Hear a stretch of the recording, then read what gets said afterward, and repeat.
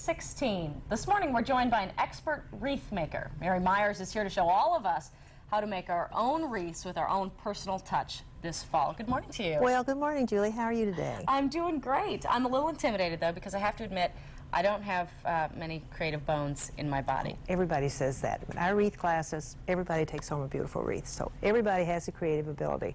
They just don't do it. Right, like adults, I guess, don't get much of an opportunity to use those creative urges that we might have. Well, that's why I'm here. Well, good. Let's see what we can do. Let's start off, first of all, if we're going to make our own wreath. Well, of course, there are a lot of different ways of making wreaths, but for herbs and everlastings, I find this very satisfactory method. Okay. And it's easy to do, and all your things that you need to do it are available in the craft stores.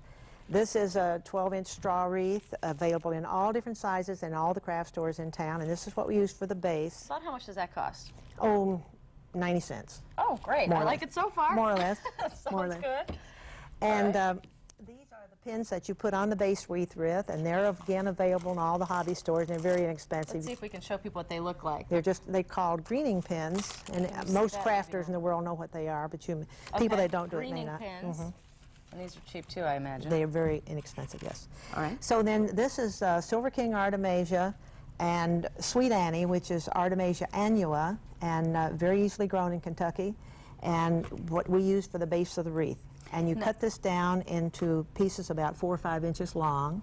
Okay. And all this stuff you can find in craft stores too. They'll have dried flowers like this, or where do you need to go to get the dried? Well, you can, but I grew these, but you can find them if you look around. But it might take a while to find this much variety, but they're out there if you really look for them. And dried, that's what you recommend, not the silk or the...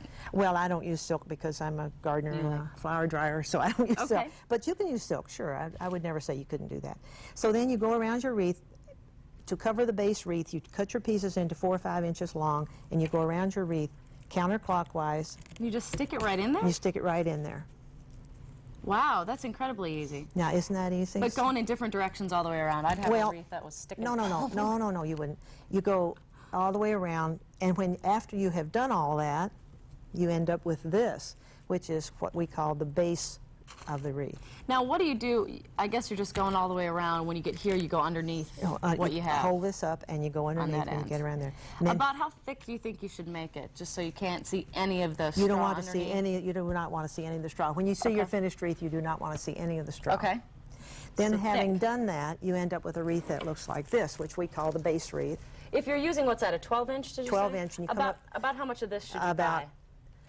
The base covering. 2 good-sized bunches. 2 good-sized bunches. Okay. And then you end up with this, which is what we call the base wreath. And then you think about how you want to decorate it. And that's the fun part. That's the fun part. Well, it's all fun if you think about it right. When you go to decorate your wreath, distribution of color is very important because you don't want all your dark ones on one side and your light ones on the other. It gets, kitty wampus. Okay. So you distribute your color.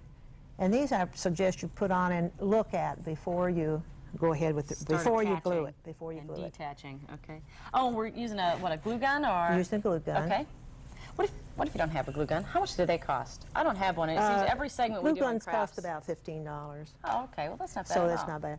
And this is a hot glue gun, and you should be cautious with this because it does burn. If it gets on your hands, it burns quite badly.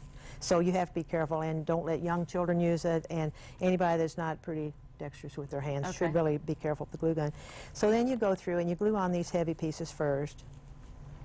Well, we've got the color distributed. You can obviously distribute the color. That's the great thing about making your own. You can take all the colors out of your living room or your kitchen. Definitely. And you can have it all one color, monochromatic, or you can have a variety of colors.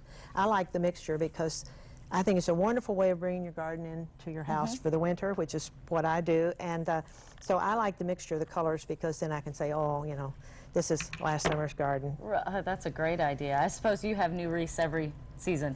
I have new wreaths a lot. I would too if I can make them look as good as you do.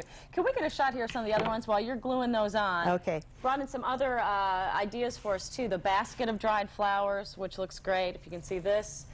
And also, I like the kitchen one. It's got the little chili peppers all the way around it, so it's a great kitchen theme. And then also we've got another spring-like looking one for a living room, I would guess, or a front door. You put yours on the front door as well? I think they're fairly fragile for a front door. If you do use the door a lot. If you don't use the door a lot, they're fine. But if you use the door a lot, they're kind of fragile for that. Okay. I consider them more of an inside wreath than that. Then you come in with your secondary colors. your smaller pieces. Okay. This is globamaranth, easily grown here. This is straw flowers. This is a blue salvia, which gets some blue into your wreath. And you separate that up. You don't You put them in separate it bunches. up Okay. again, and you break it into small pieces. Glue And 2 or glue it 3 of on. these because they're small. And be very careful with the hot glue gun because very it looks careful. like that could be kind of messy. Well, it's not, it hurts.